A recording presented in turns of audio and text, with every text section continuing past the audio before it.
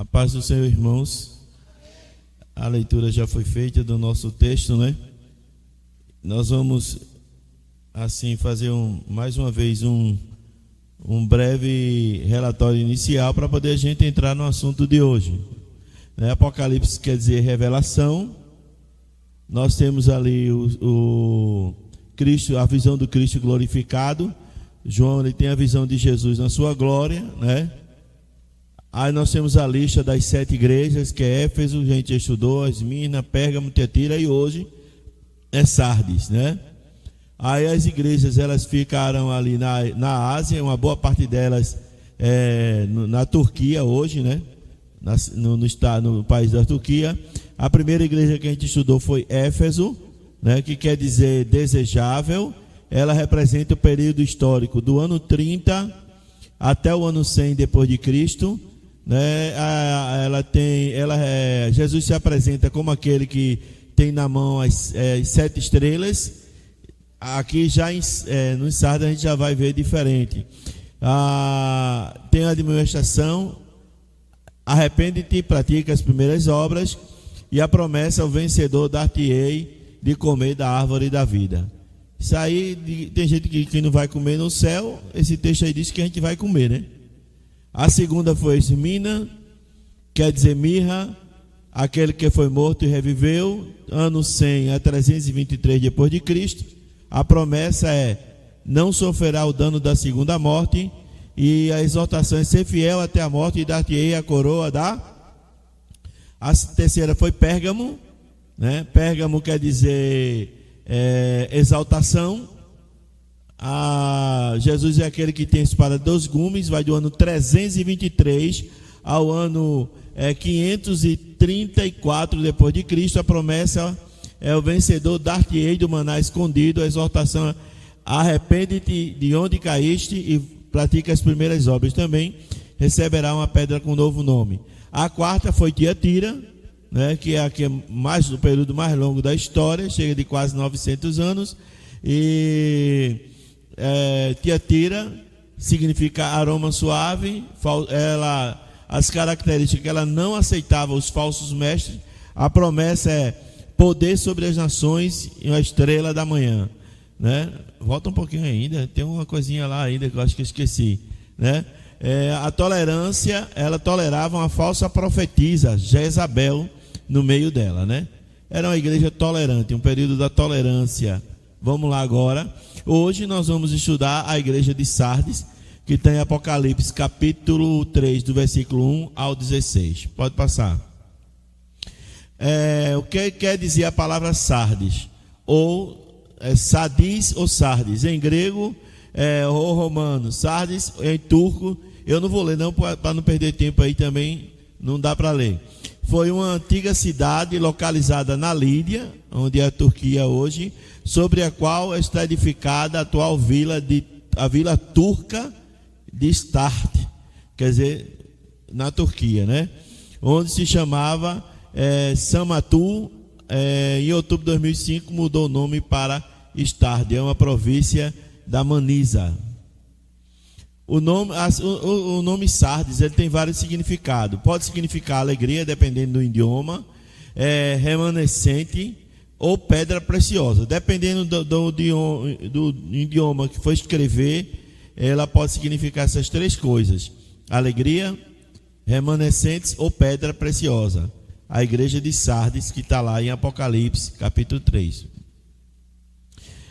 O fundador da igreja de Sardes, né, era liderada pelo pastor Melitão. O nome dele era Melitão. Foi ele que fundou e se tornou uma igreja forte espiritualmente, próspera, famosa e muito respeitada por todas as cidades da região. Sardes foi governada pelo rei Croesus da Lídia, que foi o mais rico da história. Então a igreja de Sardes, ela está localizada num período da história que a gente vai ver no final, mas é uma igreja que foi bem fundada. Ela começou bem, como sempre, né? Mas é como o provérbio diz: o melhor de uma coisa não é o seu começo, mas o final, né? Por exemplo, Jesus, quando foi para Caná da Galileia, o melhor vinho foi oferecido no final, quando ele transformou água em vinho. E para nós, igreja, qual vai ser o nosso melhor? É o final, quando Jesus arrebatar a sua igreja, né? Vamos lá, por favor. Onde ela está localizada, né? Sardes foi uma antiga da cidade da Lídia, localizada na Lídia, né? É verdade, que é onde é a Turquia, e pertencia, veja só, ao Império Romano. Só que quando Maomé II conseguiu invadir Istambul e Jerusalém, e os otomanos começaram a tomar conta, aí nós entramos aí no período do Império Bizantino, que foi logo seguido aí do Império Otomano. Vamos lá. O capítulo 1 da quinta carta diz assim: ao anjo da igreja que está em Sardes, escreve e diz: o que tem 7 estrelas e os 7 Espíritos de Deus, conheço tuas obras, e o que tens, tens nome de que vives, mas está morto. A gente vai entender o que é que Jesus está querendo dizer logo aí no início, por favor. 7 Espíritos, mas Deus tem 7 Espíritos. Irmãos, nós temos que entender o que é que a Bíblia está se referindo. Como já falei, 7, perfeição. São 7 Espíritos, né? O texto fala aqui, eu vou ter que me aproximar, não dá para ver aqui. É o Espírito do Senhor, ou Espírito Santo, Espírito de sabedoria, Espírito de entendimento, Espírito de conselho, Espírito de fortaleza, Espírito de conhecimento e Espírito de temor ao Senhor. Aonde está escrito isso? Vamos lá, por favor. É no livro do profeta, no capítulo 11, do versículo 1 ao 3, do profeta Isaías, que fala da exaltação, da magnitude do reino de Jesus, que será próximo do reino de Cristo. Vamos lá ler o texto. Porque, diz assim: porque brotará um rebento no tronco de Jessé. Esse rebento é Jesus, o tronco de Jessé, porque Jesus, ele é descendente da raiz de Jessé. Por isso que ele é chamado leão da tribo de Judá, raiz de Jessé, que foi pai de Davi. Jesus é da linhagem de Davi e de Jessé. Por isso que fala do rebento do tronco de Jessé, das suas raízes, um remoto frutificará, e repousará sobre ele o Espírito do Senhor, primeiro, o Espírito de sabedoria, segundo, o Espírito de entendimento, terceiro, o Espírito de conselho, quarto, o Espírito de fortaleza, 5, Espírito de conhecimento, 6, e Espírito do temor do Senhor, 7. Deleitar-se-á no temor do Senhor, e não julgará segundo a vista dos seus olhos, mas responderá segundo o que ouviu os seus ouvidos, mas julgará com justiça os pobres, e repreenderá com equidade os mansos da terra. Ferirá a terra com a sua vara da sua boca, e com o sopro dos seus lábios matará o ímpio. A justiça será o cinto dos seus lombos, e a fidelidade o cinto dos seus rins. Esse texto aqui de Isaías 17 está exatamente naquela visão do Cristo glorificado. Volta lá, por favor, Mica, para o começo. Se eu não me engano, é o terceiro slide, ou é o quarto slide. Volta aí, por favor. Vai voltando. Volta. Aí sim, pronto. Esse desenho aqui. Vocês podem ver as 7 estrelas na mão, o vestido branco e o cinto de ouro. E em volta, nos pés, os catiçais.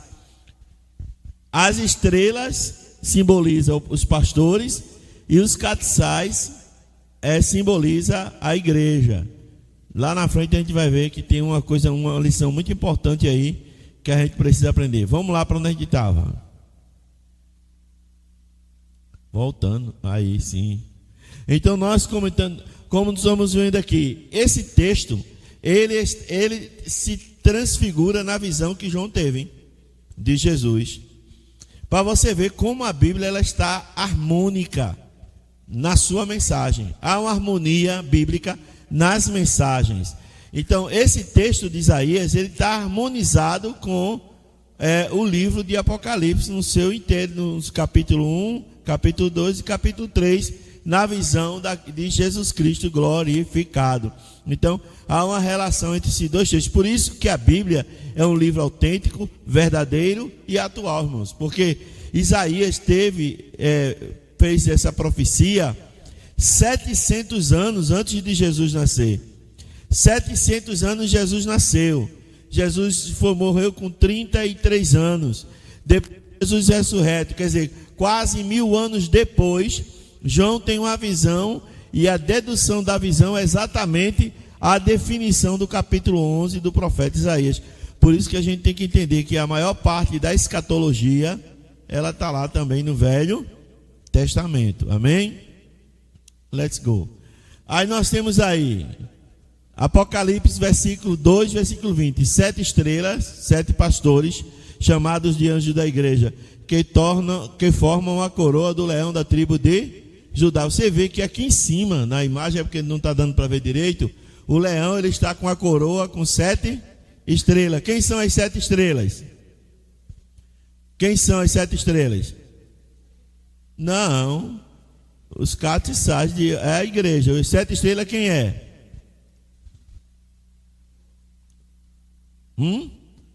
Quem são as 7 estrelas, irmãos? Eu disse logo no começo. Os pastores. Porque eles estão na cabeça do rei, representando a coroa. Representa o que isso aí? O que é que a gente pode entender com essa imagem? Qual é a posição dos pastores em relação à igreja? É tratado o anjo da igreja. Por quê?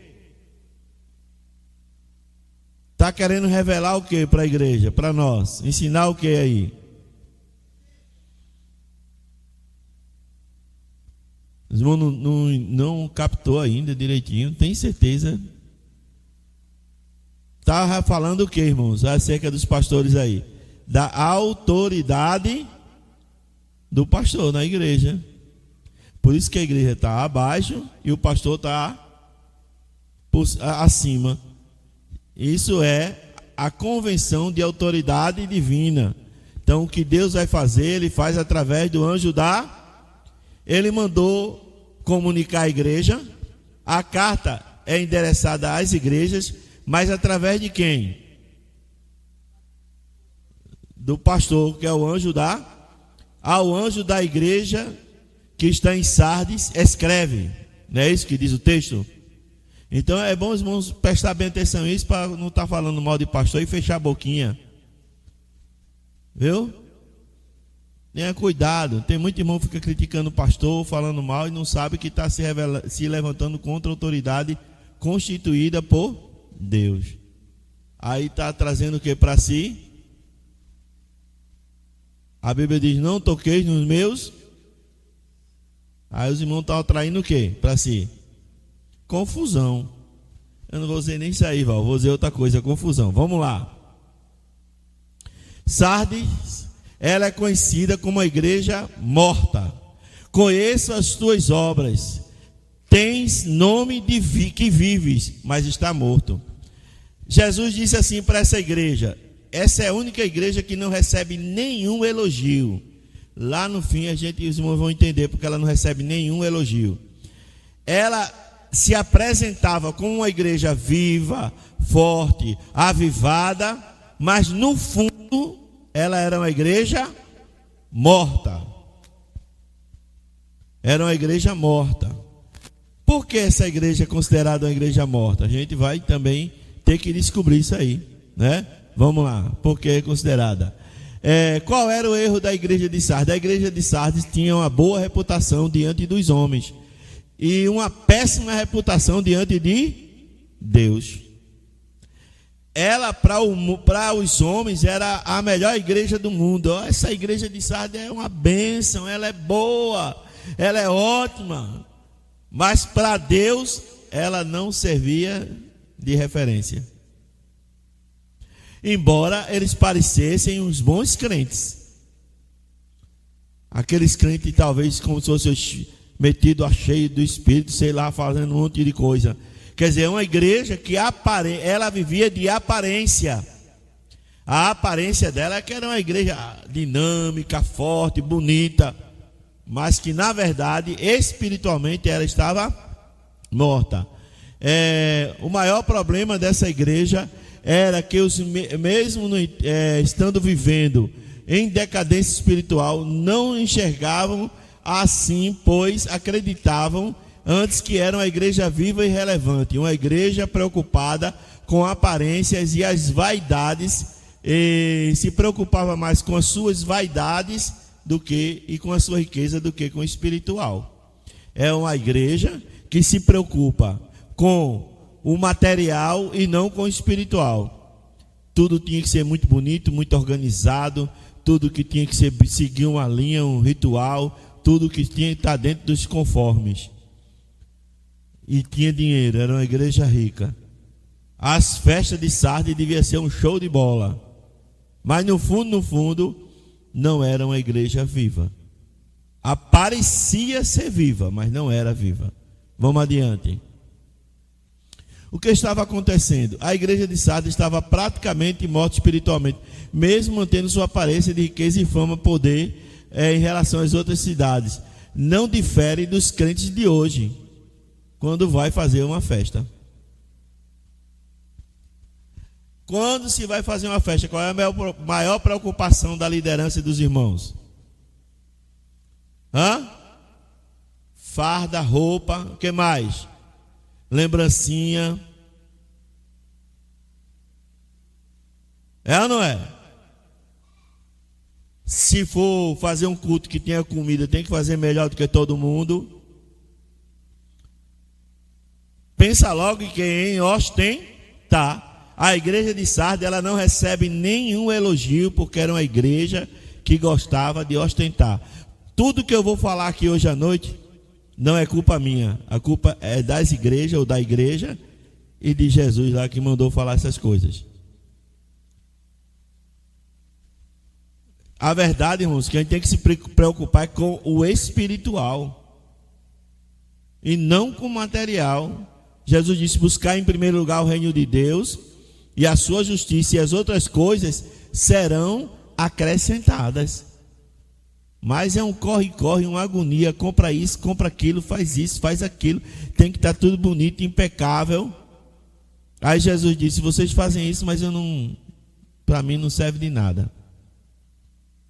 Porque eu digo uma coisa, irmão, se Jesus quisesse ostentar, ele não teria nascido numa estrebaria, ele tinha nascido num castelo, em berço de ouro. Vamos lá. Como era a igreja de Sardes? Acho que eu já falei isso, né? Antes da perseguição, aliás, era uma igreja que estava... Jesus sabia que ela estava morta, porque ele disse: conheço as tuas obras. Diante da perseguição romana, com os fatos, não cita nenhum caso falso de falso mestre no meio do povo. E o pecado era a falta era uma igreja que vivia de aparência, tomada por indiferença a partir de muitas coisas. Jesus conhece, ou seja, era uma igreja que ela não se preocupava com os crentes que estavam morrendo espiritualmente. Está tudo no texto. Quem lê o texto devagarinho vai entender, não precisa nem de explicar. Jesus disse: tem uns que estão morrendo aí, vocês não estão nem ligando. Estão não se preocupando. A história diz que o pastor de Sardes, ele era muito preocupado com o ensino da palavra, mas o povo ouvia, mas não obedecia. Eu digo: é passarinho nada, Jesus, é a terceira igreja nada. Eu estou aqui há 25 anos ensinando a mesma coisa, e eu digo aos irmãos, a maioria aqui ainda não entendeu o que eu estou falando. E eu estou repetindo a mesma mensagem há 25 anos. E outra coisa, repetindo todos os cultos.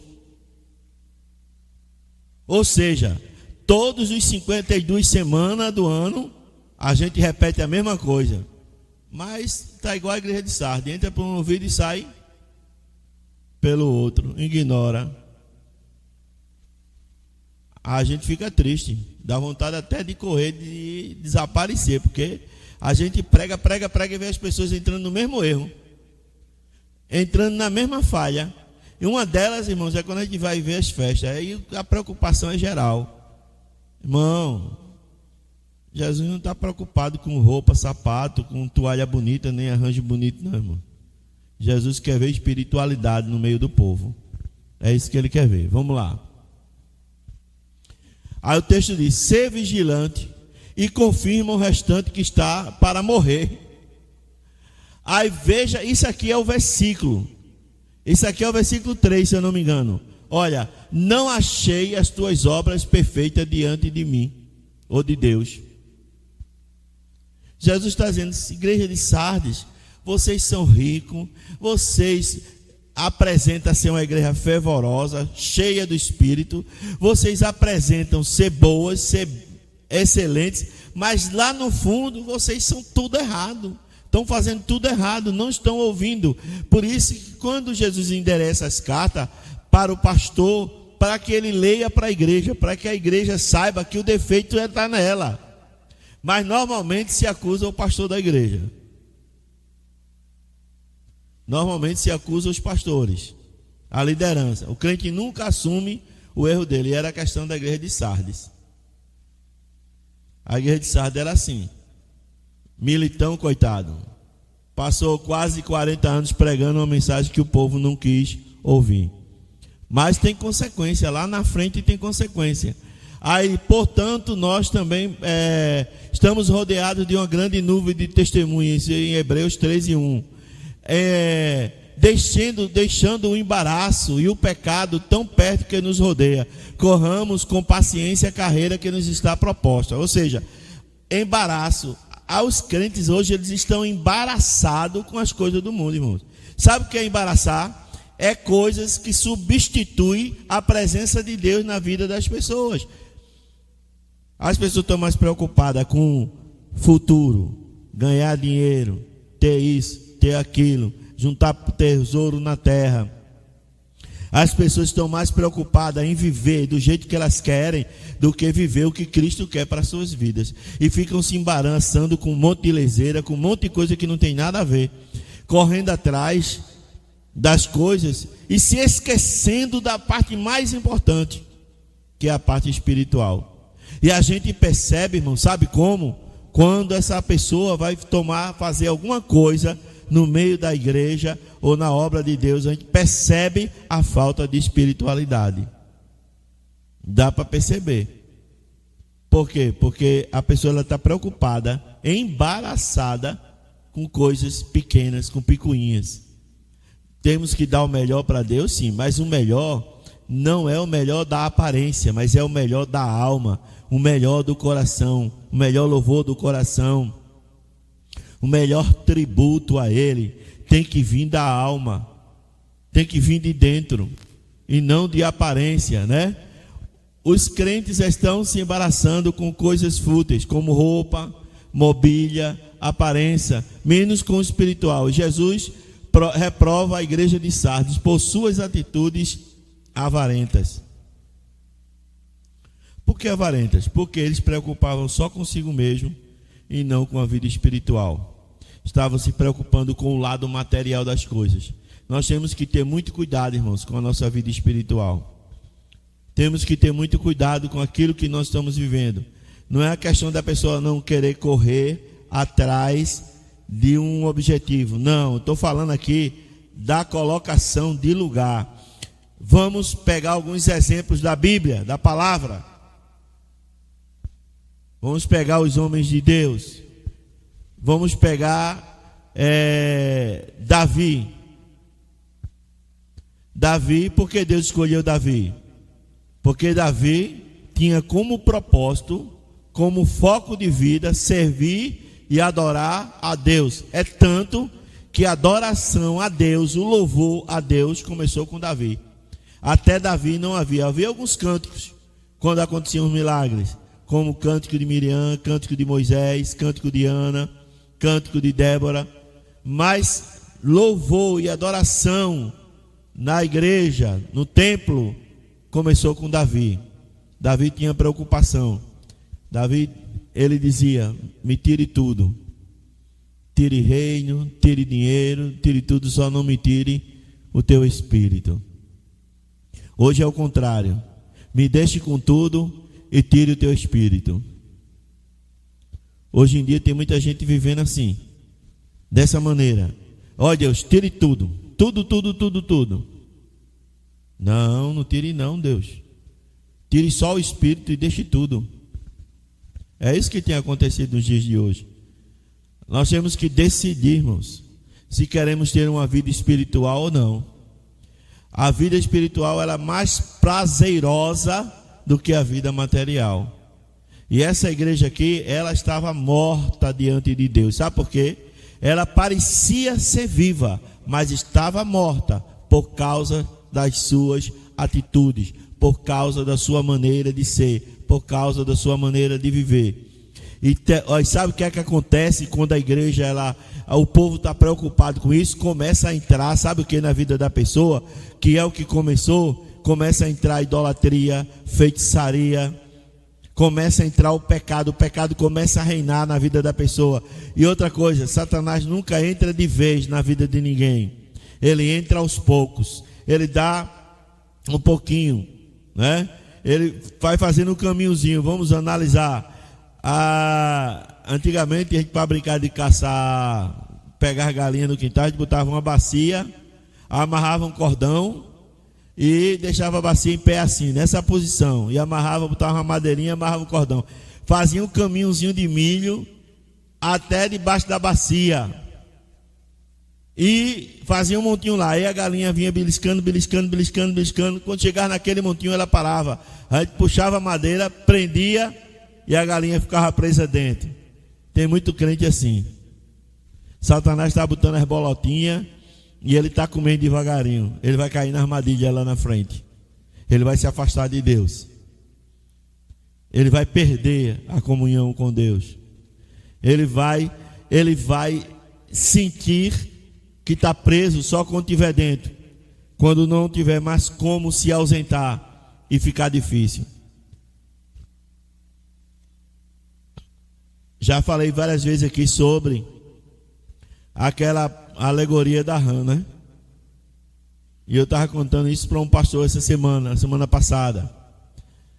Ele veio me falar um negócio, eu digo, meu irmão, essa tua rã aí, ela já não está nem cozinhada, mas ela já virou carvão, está para virar cinza.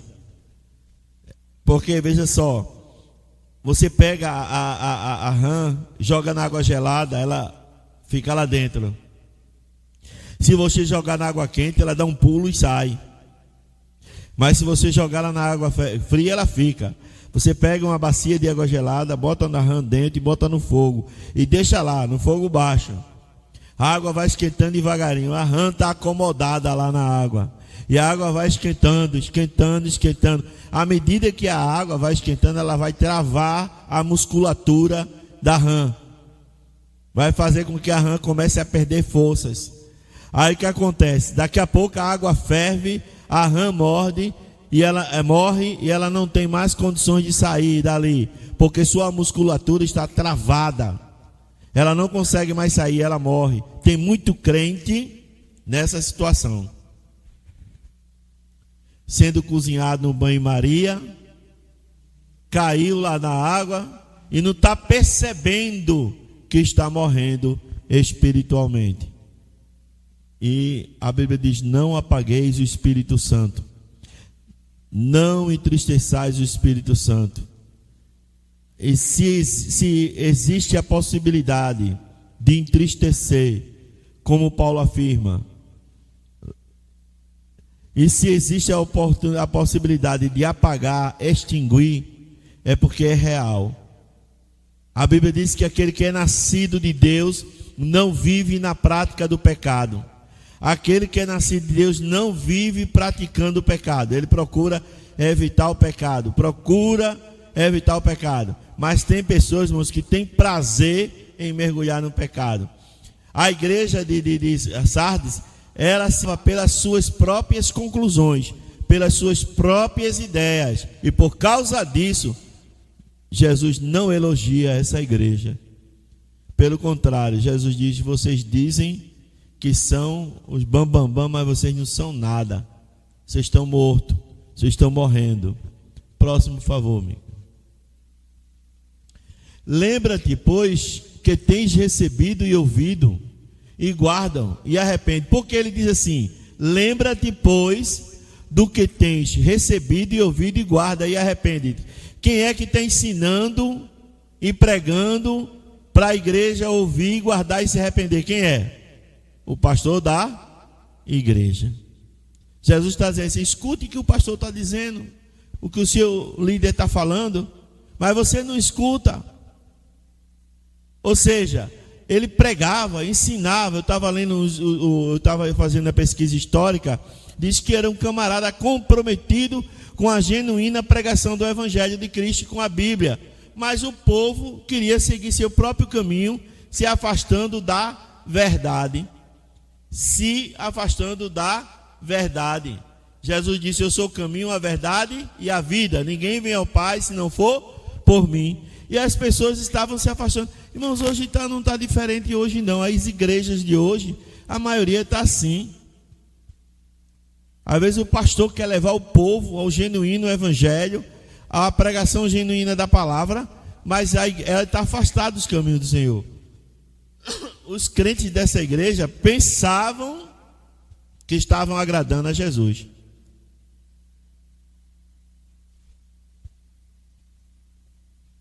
Pensavam. Existem alguns exemplos na Bíblia de pessoas que pensavam estar agradando a Deus e se deram mal. Tem vários exemplos. Vou citar um mais conhecido: Saul. Saul. Samuel disse: vá para lá, leve o sacrifício e me espere. Samuel demorou. Foi o que Saul fez. Saul foi oferecer o sacrifício no lugar de Samuel. Achou que estava certo. Mas a atitude dele, Deus rejeitou a atitude e rejeitou ele. Tirou ele e colocou Davi. Nós temos vários exemplos aí de pessoas. Se for para servir a Deus de qualquer jeito, os 2 filhos de Arão, quando foram acender fogo estranho no lugar do tabernáculo, o que é que aconteceu com eles? Morreram, porque foram oferecer fogo estranho, culto que não agrada a Deus. Não adianta, se você vem para a igreja adorar, irmãos, venha procurando agradar a Deus, que senão Deus não recebe. Não adianta, você pode cantar aqui na frente, dar cambalhota, cortar a espada, cortar caminho, plantar bananeira, mas se não for na unção genuína do Espírito Santo, não for na vontade de Deus e não tiver nascido de novo, é só mais uma lata fazendo barulho. Não adianta. Era o que estava acontecendo. Saul só, não, teve outras pessoas que ofereceram culto estranho a Deus.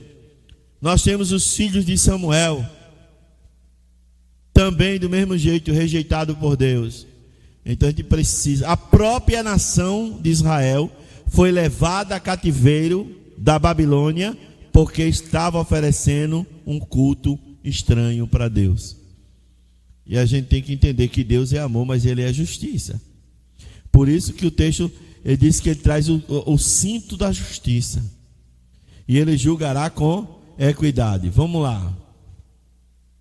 Ser vigilante e confirma o restante que estava para morrer, porque não achei as tuas obras perfeitas diante de Deus. Primeiro, nós vamos fazer 3 observações aqui. Veja, ele está assim: cuide dos que estão para morrer. Mas sabe o que acontece? Às vezes tem uma pessoa fraquinha na igreja, os irmãos acabam de matar mais ainda. Aqui acontece, eu não sou idiota, nem burro, nem hipócrita. Às vezes se persegue uma pessoa tentando matar aquela pessoa. E a gente não deve fazer isso, irmãos. A gente tem que tratar com amor. A Bíblia diz: não se pode pisar o ramo quebrado, nem pisar o pavio que fumega. E o pior, irmãos, que aqueles que criticam, o crente lá, que está querendo se levantar, são os que têm rabo preso, tem vida é troncha.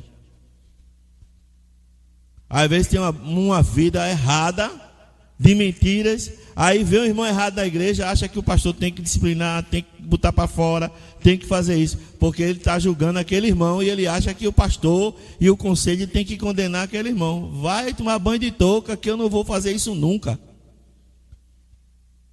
A Bíblia diz que Jesus está dizendo: cuide dos que estão para morrer dentro da igreja. Se tem alguém fraquinho na fé, o dever da igreja é cuidar, levantar e não destruir, irmãos. Não é se afastar. Aquele irmão pecou, vou para junto dele, não. Não chegue junto daquele irmão, não, que ele pecou, viu? Isso é hipocrisia, irmãos. Crente desse jeito não vai entrar no céu, não. Crente desse jeito vai para o inferno. A gente tem que ter cuidado com a nossa vida espiritual. Muita gente está faltando hoje, tem muita gente que está faltando hoje que devia estar ouvindo a mensagem de hoje. E nem vou mandar ouvir pelo canal, porque não vai ouvir mesmo, porque o diabo cegou já mesmo. O cão já cegou. Tem muita gente dentro das igrejas, não só aqui, mas aqui também tem. Em todas as igrejas, pessoas que já estão cegas e dominadas. Uma mensagem como essa que eu estou pregando, ou que muitas têm sido pregadas, esses crentes eles não conseguem mais assimilar, absorver, porque eles estão preocupados com eles mesmos do que com os outros. E a gente tem que ter cuidado, irmãos, para não julgar as pessoas. Jesus diz: com o mesmo critério que você julgar, você será julgado. Se você julgou alguém falsamente, o seu juízo será da mesma forma que você fez. Vamos pegar a parábola dos talentos. Veja só, nós temos a parábola dos talentos. A um ele deu 5, ao outro deu 2 e ao outro deu quantos? 1. O que tinha 5 fez o quê?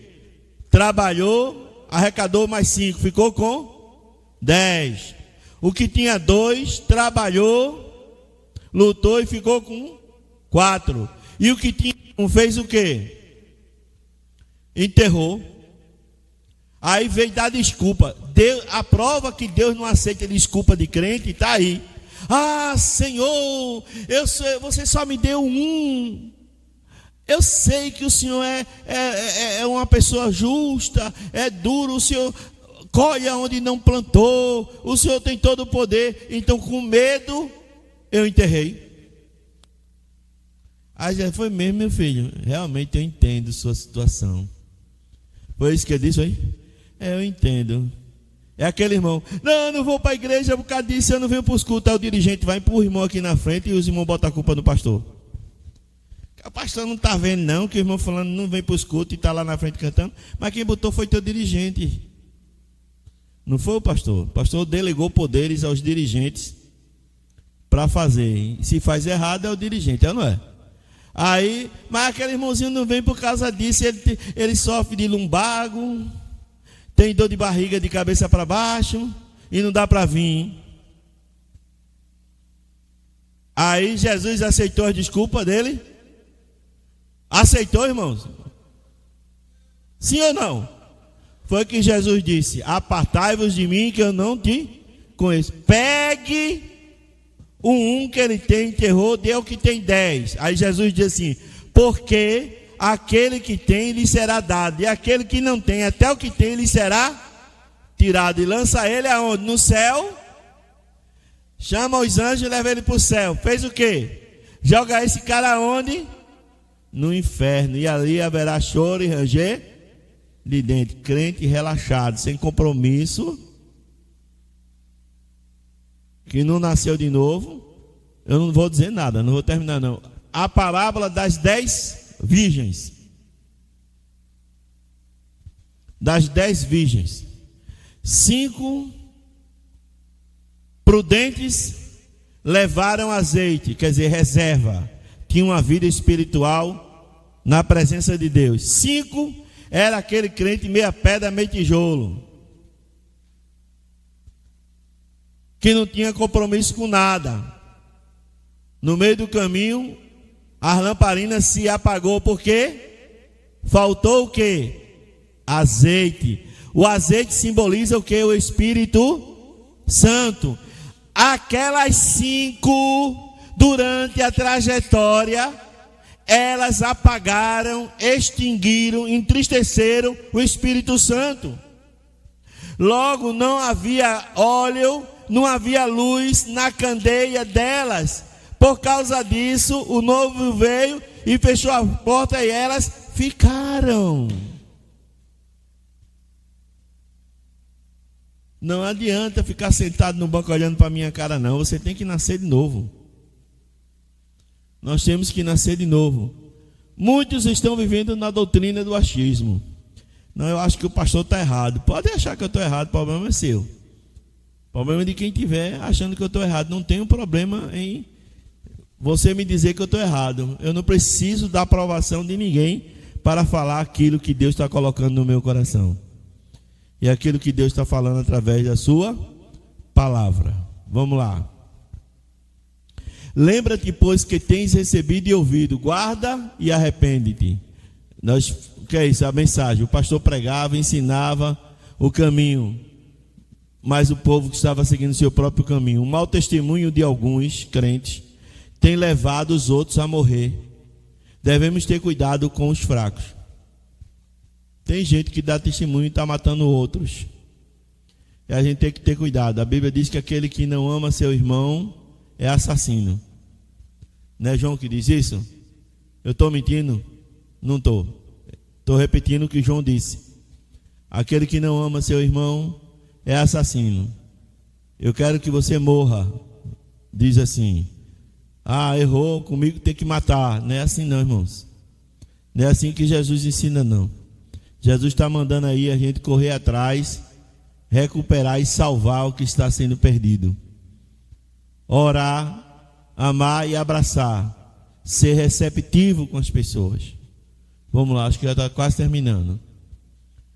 No momento, no abrir e fechar de olhos, ante a última trombeta, porque a trombeta soará, e os mortos ressuscitarão, incorruptíveis, e nós seremos transformados.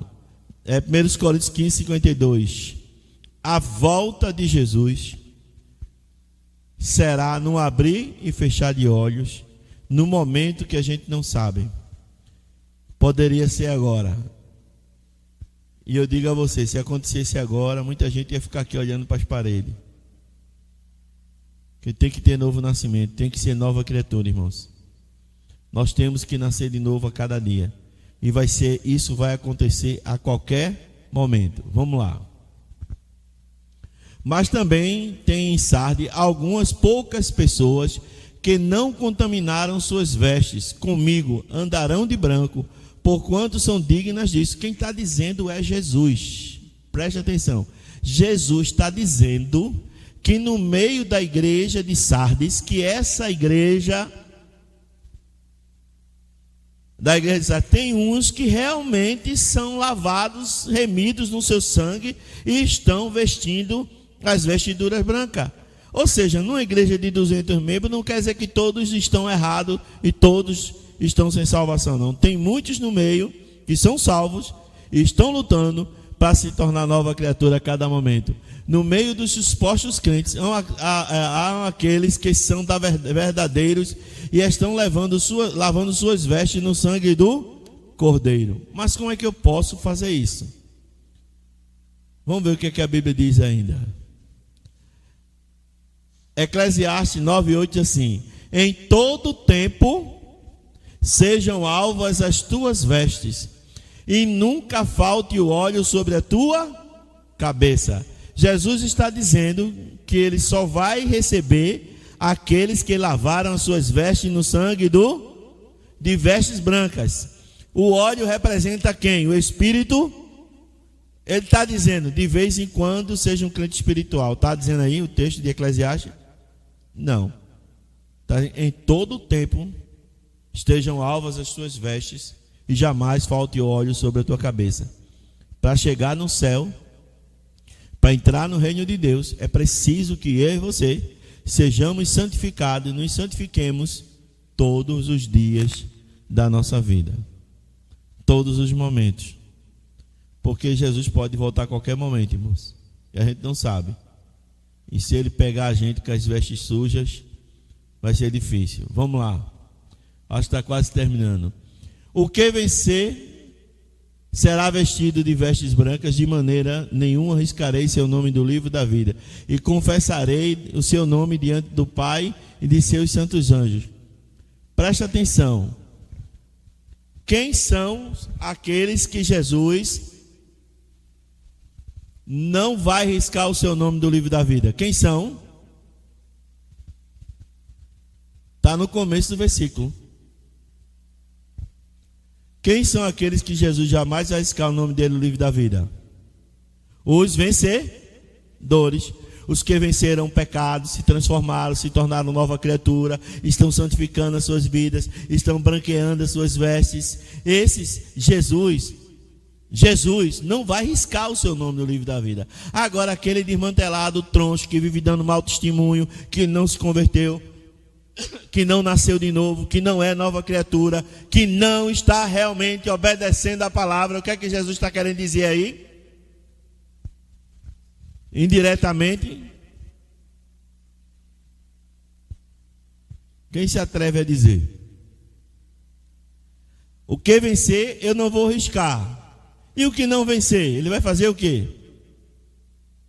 Irmãos? Vai riscar. Por isso que ele diz, são muitos chamados e poucos. Mais uma vez salvo, salvo para sempre. Epa, para aí, calma aí, que a Bíblia fala de apostasia da fé. E apostatar da fé não é somente a pessoa abrir a boca e dizer que não é mais crente, não. É também o testemunho de falso crente que a pessoa dá, que nunca se converteu, não nasceu de novo. Tem uns que nem o nome foi colocado. E a gente tem que ter cuidado com a nossa vida espiritual com relação a isso. Temos que ter muito cuidado. Vamos lá. Quem tem ouvido, ouça o que o Espírito diz à igreja. Então vamos concluir agora, né? Chegamos à conclusão. Sardes, eu só escolhi a palavra alegria, significado. A exortação, morte espiritual por suas obras imperfeitas. Período da história. Veja só. O período da história. A gente viu que a igreja de Tiatira, ela foi até 1517. Volta lá para Tiatira, por favor. Mais. Opa. É a quarta igreja, a quarta. Se eu não me engano foi a quarta. Tiatira. Agora passa para o gráfico. Veja só aqui no gráfico de Tiatira. Tiatira, ela vai do ano 606 até o ano 1520 depois de Cristo. É um período da história em que a igreja entra em decadência espiritual. Entra idolatria, mariolatria, indulgências, oração pelos mortos e tantas outras coisas. Agora vamos lá para o final de tudo. Só que no dia 31 de outubro de 1517, houve o que? A reforma. Aí começa o período da igreja de Sardes. Ela começa em 1517 e vai até 1760. Depois eu vou trazer os fatos desses períodos da história. Porque se eu fosse falar tudo de cada igreja, era mais de 1 hora aqui. E a gente não dá para levar esse tempo todo. Então veja só, 1517 a 1760 depois de Cristo. O que era característica? Ela é uma igreja ritualista, uma igreja que tinha os seus cultos como ritual, ritualista. A promessa é ser vestido com vestes brancas, somente, e não tem nenhum elogio. A igreja de Sardes é a igreja que não recebe nenhum elogio. Não foi elogiada porque era uma igreja hipócrita. É um período de uma igreja hipócrita. Mas esse período acabou? Não, irmãos. Esses fatos, eles estão presentes nos dias de hoje. E eles vieram se agravando, estão se agravando cada vez mais. Por isso diz, quem tem ouvido, ouça o que o Espírito diz à igreja. Amém? Que possamos aprender com esse período. Depois a gente ainda vai falar mais alguma coisa.